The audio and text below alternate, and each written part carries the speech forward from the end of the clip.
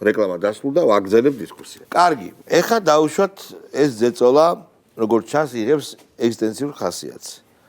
მე დღეს გუშინ უყურე პრემიერ-მინისტრის ბრიფინგს და მიშისტი ჟურნალისტები უსაცოდავესად რა საპირებთ რომ ვიზო არ გაგვიუქმონ ეს კანონი გასაგებია ნუ თუ არ გააუქმებთ ამ კანონს და თვითონაც ვერ ხვდება ეს გოგონა რა საუბრობს რაზე ბაზრობს რას ეხება ეს კანონი სინამდვილეში რა თქმა უნდა დარწმუნებულა ქართველია და არც მას უნდა რომ საბავშვო ბაღებში სკოლებში იყოს ეს პროპაგანდა აქამდე ხო გვეუბნებოდნენ აი ეს ყველაფერი არის თქვენი მოგონილი ეს არის შეთქმულების თეორია არავინ არაფერს არ აპირებს ამ კუთხით. აღმოჩნდა რომ ერთ-ერთი ყველაზე მნიშვნელოვანი მოთხოვნა ეს არის. კარგი. ნუ დაუშვათ, ეხლა ჩვენ რა თქმა უნდა ამას და უვიზო ჩემი აზრით, უვიზო არის ბოლო ტყვია. ეს უნდა გადავიტანოთ რა თქმა უნდა, ბოლო კოზირი, იმიტომ რომ რატო? არა გვაქვს ეკონომიკური თანამშრომლობა დასავლეთთან. აი ესეთი უსინდისო ქვეყანაა. თქვენ წარმოიდგინეთ რუსეთი გაცილებით ჭკვიანურად იქცევა. აზერბაიჯანაც მაგარი კოზირი აქვს ახლა, რომელსაც იყენებს და ბაზრებს უხურავს. და აზერბაიჯანელებს ყრის იქიდან. სომხეთთანაც. და საქართველოშიც და ყველგან. ანუ ეკონომიკური თანამშრომლობაში შემოსვლა, ბაზრის გახსნა. ნუ თუ არ ესმით. პოლიტიკურად უფრო მომგებიანია. ჩვენ ახლა წარმოიდგინეთ ჩვენი ვაჭრობის ძალიან დიდი ნაწილი რო იყოს ამერიკაზე და ევროკავშირზე დამყნობილი. და ამერიკული და ევროპული ინვესტიციები რო იყოს რეალური. ჩვენ გაგვიჭირდებოდა მეგობრებო.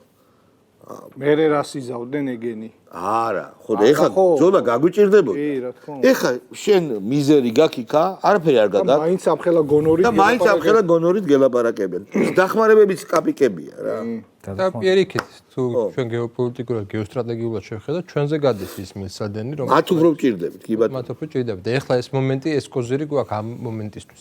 ეგ რუმინეთის ახალმა პრეზიდენტმა რო განაცხადა, რომ სტრატეგიულ თანამშრომლობას შეწყვეტავს საქართველოსთანო, აი მაინტერესებს, კაი. არა. ეგ ამბავი წოდეთ. მე არ ვიცი. არა, მე რას ვამბობ, ანუ რუმინეთსა და საქართველოს განაცხადა?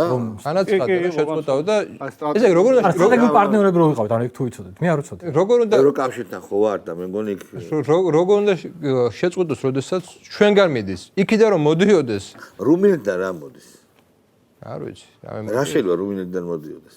ბულგარეთიდან კიდე შეიძლება. ბულგარეთიდან იმდენი გვაქვს ჩვენ თურქეთიდან და ჩვენთან იმდენი გვაქვს სოფლის მეურნეობა. რუმინელებს ევროკავშირში არ უშვებენ ვიზის გარეშე და მაგათ ჩვენ რა პარტნიორობა უნდა შეგვიწყვიტონ და ჩვენ რა უნდა შეგვაშინოთ. რუმინეთი მაგარი ქვეყანაა. ხო და ნუ ესაც ნუ თან ვინ განაცხადა მაგას ხომ აქვს მნიშვნელობა იმ პრეზიდენტმა რომელიც ყალბი არჩევნებით. ხო, ყალბი არჩევნებით. კაი, მოდი რაზე ვილაპარაკოთ, იცი? აი მიხვდნენ, ბოლო მიხვდნენ, ან ვერ მიხვდნენ, მაგრამ რაღაცნაირად დასკლადი დაიდო, რომ всё დავამთავრეთ, არა გვაქვს ამათი მორჯულების ერთი ადგილი. შეიძლება თუ არა პოლიტიკა თუ საბოლოოდ არ შეიძლება. ევროპა იმედოა. არა, მე დღევანდელი ევროპა. ყოველ შემთხვევაში ერთი საარჩევნო სეზონი ჯერჯერობით ევროპას სამწუხაროდ ამერიკასა დიდად არ ეთყობა რამე ცნობების მე არ მაქვს მალდა. ანუ მე ხედე მოყურეთ ამერიკაში. მე ვარ ადამიანი ძალიან ოპტიმისტი პირად ცხოვრებაში და აბსოლუტური პესიმისტი პოლიტიკასთან ურთიერთობებში. მე ვთვლი რომ რა ტენდენციაც ახლა არის ამერიკაში და ევროპაში ის არ მოდის ჩვენაირი ქვეყნებთან თანხმობაში. ანუ მე რა გულისხმობს შავა შეიძლება ახლა წაღან რო ამბობდი რომ აი საქართველოში რო იყოს ინვესტიციები, საქართველოს რო ხმარებოდნენ. ხმარებოდნენ რა? იცით თუ არ არის? ბატონო. ქართველები არ ვართ ჩვენ ევროპაში და ამერიკაში. ჩვენ არ ყავს იქ ლობი, ხო? ლობი არ ყავს იქ ქართველი წარმომადგენლები, არ არიან ქართველი წარმატებული ქართველების ისტორიები არ არა, უყურე როგორ არის თუ ქვეყნის დათრება უნდათ, დათრება. მათ შეეძლოთ მიზერი რა არის ევროკავშირის დამოუკიდებლობის აი აქ ინვესტიციების დახორციელება. არა, უყურე ამ შემთხვევაში. მიზერი გაეკეთეთ. შენ ამ შემთხვევაში ლაპარაკობ ევროპაზე, რომელიც იყო ერთი საუკუნის წინ. მე ხა გეუბნები რომ ეხლანდელ ევროპას აქვს ძალიან კარგი კმედითი აი ჩინელები როგორც აკეთებენ. შალვა, ნახე, ეს ინსტრუმენტი არის NGO სექტორი. ეს ინსტრუმენტი არის ვესტერნიზაცია. ანუ ვესტერნიზაცია კულტურულად, თელი ეს კინოები და რაღაცები და მეორე არის NGO არის ეგ სექტორი. შალვა, როცა შეგიძლია დახარჯო მინიმალური თანხები, როცა შენ შეგიძლია გადაუხადო $2000 ადამიანს და ის $2000 მოიკლავს თავს შენ ინტერესების გამო და მზად იქნება რომ ყველა მისი ნათესავი გაუშვას ომში, რატო უნდა დახარჯო? არა, უყურე, სხვა რამეს ვამბობ, უყურე. პროსტიტუცია არის ეგა. რას თარქვა მშო? არა, უყურე. საღიაზრის არ ქონა უბრალოდ. უყურე, ჩინეთი აკეთებს ეგეთ რაღაცას მთელ სოფლიოში და იგებს. შალვა, ჩადის, უშენებს გზას, ინფრასტრუქტურულ პროექტებში ხარჯავს და ყველაფერს აკეთებს. თავარი რატომაც არ აკეთებს? შეხედეთ რაღა საქართველოსზე მოდივართ, საბერძნეთზე ავიღოთ რა. ფული ინვესტიცია ევროკავშირმა მაშინ ჩადო, როდესაც ჩინელებმა იყიდეს პორტი. და შემდეგ იქ ირგვლივმყოფი ინფრასტრუქტურაზე უკვე ევროპელებმა ჩადეს. ანუ იმის თქმა მინდა რომ ჩვენ ზოგადად ევროკავშირის შიდა ეკონომიკურ პოლიტიკას არ ვიცნობთ. რო ვიცნობდეთ, ჩვენ ნახავდით უამრავ მაგალითს. აი მე მაგალითად დიდი სიამოვნებით გავაკეთებდი და საზოგადოებას ვაჩვენებდი რა მოხდა საბერძნეთში. რა მოხდა ესპანეთში, ხო? ეს ყველაფერი მოხდა ძალიან ისეთ სიტუაციაში. სად არის ბერძნული გემშენებლობა. ეს ყველაფერი მოხდა ძალიან ისეთ მომენტში, რომ რეალურად ევროკავშირის რამდენიმე სახელმწიფო ჩამოყალიბდა იმპერიულ ცენტრად მის პერიფერიულ სახელმწიფოებიდან. გაძარცვეს რეალურად რა, მოახდინეს მათი ეკონომიკური ექსპლუატაცია და აღმოსავლეთ ევროპის ქვეყნები არიან იაფ მუშახელად გადაქცეული ცენტრალურ ევროპის ქვეყნებისთვის და დასავლურ ევროპის ქვეყნებისთვის. მთელი ჩვენ რო საუბრობთ საბერძნეთს, სად არის საბერძნეთის მოსახლეობა ახალგაზრდობა სად არის წასული? რატომ არ არის ის საბერძნეთის მოსახლეობა არხეინად არის გერმანიის ფული? არა, მიდიან იქ სამუშაოდ იტალიაში, ძირითადად გერმანიაში, ბულგარეთი 3 მილიონი ადამიანით დაკლები არის, ასე ევროკავშირში შევიდა და ეს ყველა არის ევროკავშირის სხვა სახელმწიფოებში წასული. რუმინეთის იგივე მდგომარეობა. ბალტიისპირეთი დაცლილია და დემოგრაფიის ეს პრობლემები ის რომ თანაბრად იყოს რა ჩვენ ადას ვსაუბრობთ აქ ინვესტიციები შემოდიოდეს თანაბრად იყოს გადანაწილებული და თანასწორობის პრინციპი რომ იყოს ესეთი გადინება და დემოგრაფიული დაცლა ამ სახელმწიფოების არ იქნებოდა შეინარჩუნებდა ბულგარეთის საკუთარ სოფლის მეურნეობას შეუნარჩუნებდა მთელი რიგი სახელმწიფოების საკუთარ ინდუსტრიას საქმე ის არის რომ მთელი რიგი ამ შემთხვევაში გერმანია, საფრანგეთი უყურებს კოლონიალური პრინციპებს. არცად არ გამქრალა კოლონიალიზმი. აქ არის კოლონიალიზმი. და ჩვენ ამ შემთხვევაში, როდესაც რაღაც იდეალიზირებულ სურათით უყურებთ, არა ეს არ იყო არასდროს სწორი ეს იდეალიზირებული სურათი, არ შეესაბამებოდა არასდროს რეალობას. ამიტომ ჩვენი მდგომარეობა ამ შემთხვევაში არის ისე, რომ არავინ დედამიწის ზურგზე არავინ არ არის დაინტერესებული შენი განვითარების შენს გარდა. და როდესაც მიხვდა ხელისუფლება, რომ ეს ესეა, მაშინ დაიწყო ჩინური ინვესტიციების შემოსვლა, მაშინ დაიწყო სხვა პოლიტიკა და დღეს მაგიტომაც გვაქვს ზრდა. კი ბატონო. საერთოდ რაც ეხა ხდება ხო, ან დასავლეთის იზრდება, ახალი არ არის, ხო, ეს კულტურული ექსპანსია ყოველთვის იყო დასავლეთის ნაწილი, ხო? ანუ ეს LGBT თემა რეალურად არის იმ დიდი ლოგიკის ნაწილი, რაც იწყება ალექსანდრე მაკედონელის ლაშქრობებიდან. როდესაც ფაქტიურად ხდებოდა თავისი კულტურის ექსპანსია, კიდე სხვა ასოციაციები შეგვიძლია ცხადი გავავლოთ ამორთან. რეალურად ეს არის, ხო? და ეს კულტურა იპყრობდა არა მარტო იარაღით, არამედ კულტურითაც. უბრალოდ მოხდა ის, რომ ამ დიდ ისტორიაში ამათმა იქ მაკედონელი და მისი მასწავლებელი არისტოტელიდან დაეცნენ LGBT-მდე, მაგრამ ის მაკედონელის რო მუღამი რო თავზე მოგახვიონ, ეგ შეინარჩუნეს. ეგ არის და ეგ უბრალოდ ანუ საქმე ისე რომ დღევანდელობაში ეს უკვე აღარ მუშაობს, რატო? იმიტომ რომ ეს არის პოსტმოდერნული სამყარო, სადაც არის დანაწევრება, არის ლოკალური ისტორია, არის ჩინეთის ხედვა, არის ინდოეთის ხედვა, არის აფრიკის ხედვა და ესენი უყურებენ ისევ და ისევ იმ ევროპაცენტრული, ანუ იმ ალექსანდრე მაკედონელისეული ლოგიკით. და ოღონდ მაშინ ხო, მაშინაც კი არ იყო ეგ მარტო. ხო, ზაზა.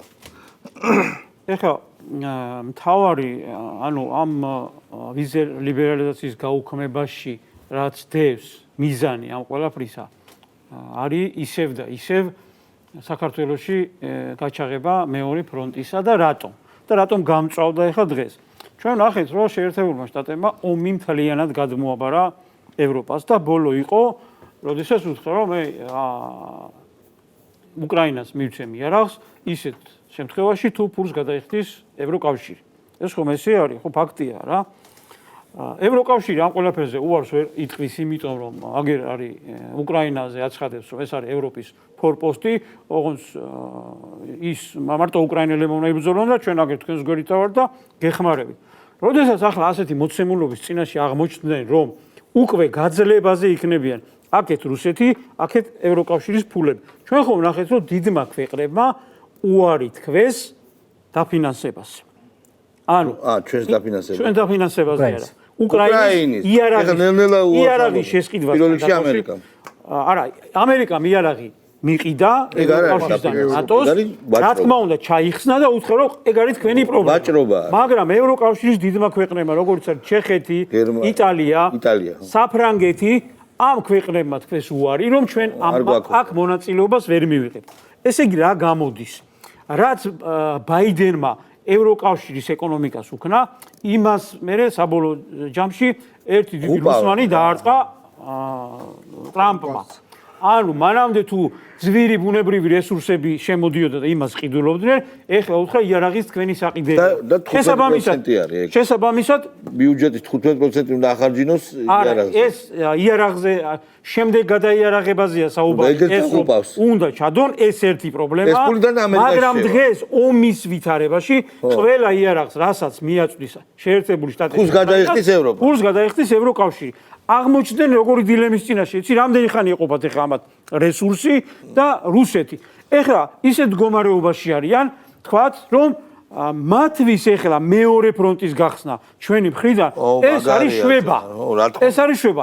ამიტომ დაგვაწვნენ ეხლა მთელი ძალებით საქართველოში, რომ როგორმე არეულობა გამოიწვიონ და ხელისუფლება ჩამოაქციონ, რასაც გარდაულად მალე უნდა მოყვეს ომი მეორე ფრონტის გახსნა რუსეთთან. ეხლა რა ხდება? პირველ რიგში რა უნდა გააკეთონ ასეთ ვითარებაში და რატომ LGBT თემა რატომ წამოწიეს წინ? ჩვენ ხო კარგად ვიცით, რომ ისტორიიდან და ყველამ დიდმაც და პატარამაც ვიცით, რომ ტერი როდესაც მოდიოდა, ცდილობდა რაღაცნაირად, რომ ჩვენ სარწმუნოებისთვის დაერტყა. სარწმუნოებაში თუ გაგტეხეს, ანუ შენი რწმენა თუ რაღაცა ფორმით რწმენაში თუ გაგტეხეს, მე ადვილია ქართველების მორევა, ხო? დამთავრდა მართლმადიდებელი ერი ვარ და მე შანსია რომ მოგერიოს. ერთადერთი რწმენა, რაც ამდენი ხანია გვინახავს. ეხლა წარმოიდგინეთ, როდესაც ქართველი მართლმადიდებელი კაცი იმას დაუშვებს, რომ LGBT პროპაგანდა, მარტო პროპაგანდა კი არ არის, პირდაპირ მოთხოვნაა, წეგან გამოგჩა ჩვენ, რომ LGBT თემის უფლებები წინა პლანზე უნდა წამოწიოს. მაღალ ზღვარზე უნდა აიყვანოთო. პირდაპირ მოთხოვნაა. ისეთ ქვეყანაში, სადაც ეს ყველაფერი ხო ტყუილია. ჩვენ ხო გვაქვს ანტიდისკრიმინაციული კანონი ქვეყანაში. ეს ანტიდისკრიმინაციული კანონი იცავს მათ უფლებებს ძალიან მაღალ დონეზე. ეკითხები მაგ კანონთან დაკავშირებით. არა, ეგ ცალკე საკითხია, მაგრამ გვაქვს, ხო ეგეც ხო ზეწოლით მიგვაღებია. რა თქმა უნდა. მაგრამ გვაქვს. დღეს გველაპარაკებიან ეს ხალხი, რომ კიდე იმაზე მაღალ ნიშნულზე უნდა აიყვანოთ LGBT უფლებები. ესე იგი, ქართველებს გვეუბნებია, რომ შენი წმენის შერყევა უნდათ, ამით მეტი კი არაფერი. ამიტომ ამას ურტყავენ, ქრისტიანობას ურტყავენ, მართლმადიდებულ ეკლესიას ურტყავენ. ძალიან კარგად იციან, რომ კოვიდის დროს თელ სოფლიოში დაკეტილი ეკლესიები, როგორც მართლმადიდებლური, ისე კათოლიკური, მხოლოდ საქართველოში. და არ იყო გავრცელების კერა, არც რა თქმა უნდა, მხოლოდ საქართველოში იციან, რომ ეკლესიას ყავს მრევლი და აი ზუსტად ამ ეკლესიის სიძლიერეს და ქრისტიანობას და მართლმადიდებლობას უნდა დაარტყან ამითი, რომ საფუძვლები შეგირყიონ. ანუ ჩვენ ეხლა ამ შემთხვევაში, როდესაც არჩევანის წინაშე დაგვაყენეს, აქეთ არის მატერიალური, აქეთ არის სულიერი. არჩევანი არის ჩვენზე და საზოგადოების გონიერებაზე. მე რას დაუტოვებ ჩემს შვილებს? მე არანაირი უფლება არ მაქვს ქართველს თუ კავკასიელ რაც კიდე ის და მართლმადიდებელ ადამიანს უფლება არ მაქვს ჩემ შვილებთან მიუშვა ვიღაცა LGBT პროპაგანდისტი, რომელმაც მას უნდა ასწავლოს, რომ აირჩიოს ბიჭია თუ გოგოა. ამის უფლება ნამდვილად არ გვაქვს. ამას ჩვენ რომ დაგვჭირდეს, უნდა შევეწიროთ კიდევაც რა ვიზა ლიბერალიზაციაზეა ლაპარაკი. რასწორზე რა დგას, ხო? ანუ სასწორზე დაგვიდეს სულიერების განადგურება, მართლმადიდებლობა უნდათ რომ ხერხემალში გატეხონ. სხვანაირად ვერ მოგვირივნენ, ხო? პერსონალური სანქციებს დაგიწესებთ, რაღაც ამას გიზავთ, იმას გიზავთ, ვერაფერი ვერ მიიღეს შედეგი და დარჩა ერთი, უნდა დაარტყან სულიერებას. ხო, აბა ეკონომიკური ბერკეტი არა აქვს. აბა რა შუაშია ვიზა ლიბერალიზაცია და LGBT პროპაგანდის ამ ფორმით გაღრმავება. ანუ ჩვენ გვეუბნებიან დაგვთანხმდით დამორჩილდი ახალგაზრდა იმაში რო რა ქვია პოლიციაში გავარ. ხო, დაგვთანხმდით იმაზე, რომ თქვენ LGBT თემებს უნდა თავზე ხელი უსვათ და ეს ხალხი უნდა გახდეს თქვენთან წამყვანი, ასე თქვათ რა და გუშინ, ანუ ეს ხალხი, ვინც ჩვენ ამ ყველაფერზე გვეუბნება, რომ ასე მოიქეჩდო, გუშინ გამოქვეყნდა ახალი კვლევები, სადაც პირდაპირ წერია, რომ საქართველოში უმცირესობის უფლებები დაცულია იმაზე მეტად, ვიდრე ევროკავშირში. ხო წარმოგიდგენიათ, ევროკავშირში ბოლო 2012 წლის შემდეგ შურთ ჩვენი უფლებები ეს ხო ჩვენ არ გამოგვიქვეყნებია, ისინი აქვეყნებენ. ანუ თურმე ჰომოფობიის ხარისხი სად არის მე? უფლებები ამერიკაში იქ დაბლა ჩამოდის და ჩვენთან კიდე იზრდება. წარმოიდგინეთ, ესენი გვეუბნებიან თქვენთან, რომ უფლებები დაიცავთ. სად არის მეტი ჰომოფობია? ამერიკაში, ტეხასში თუ იმაში? კვლევების რაოდენობას ამ კუთხით ამერიკა ერთ-ერთი ყველაზე მაღალია. მოკლედ, კიდევ გასაგები არის რა, იცი, აი შენ გაგისწორებ ახლა, მარქსისტული იდეოლოგია ჯობდა თუ ლიბერალური? ორივეს ასეც და ისეც, მაგრამ მარქსისტული იდეოლოგია ადამიანურთან ახლო იყო ყოველ შემთხვევაში LGBT თემის გავრცელების. ნუ მის სტალინურ ვარიაციაში ესეც დავამატე. სტალინურ ვარიაციაში. სტალინი უნდა. ადრეულ პერიოდებში ცოტა იყო მაკეთკენ.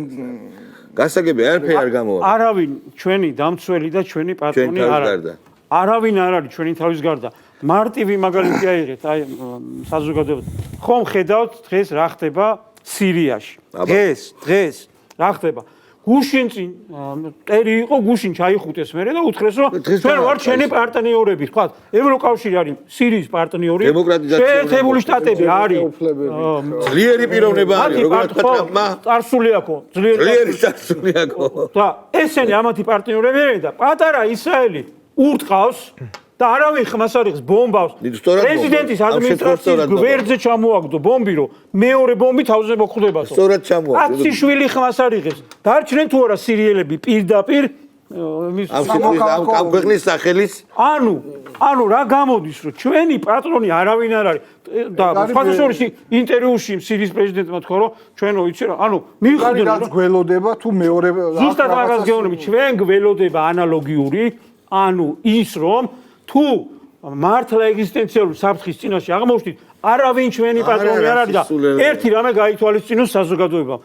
მართლა ვინმეს თუ გონია, რომ ისრაელი იმიტომ ურტყავს სირიას, რომ იქ დრუზების ინტერესები უნდა დაეცვა. ტერიტორიად განიხილავს. ერთი რომ თავის ტერიტორიად განიხილავს და ამას ტრამპიც უჭერდა მხარს. ჩემია ოჯახის სამხრეთ სირია ჩემია. რა თქმა უნდა, ეს გოლანის არა, ყველაფერი ჩემია. მან სხვა რაღაცა არის. უყურეთ, რა არის მთავარი მიზანი. და მოდი შევადაროთ, მე საქართველოს ბედი და იღბალი. უყურე, მისთვის მთავარი საფრთხე არის თურქეთი, რომლის გავლენებით სირიაში ძალიან გაძლიერდა. ეს იმათია ეს იმისია.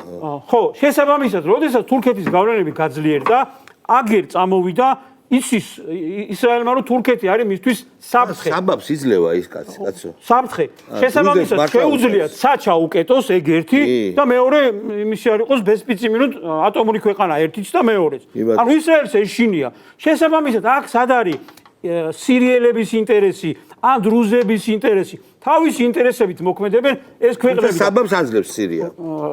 რა თქმა უნდა, იმის გავლენა გაძლიერდა. ანუ თავისი წინ იყურება ისრაელი და არ დაეძებს არაფერს, არც ამერიკის ინტერესს, არც ევროკავშირის და არავის მსოფლიოში ბომბავს სირიას.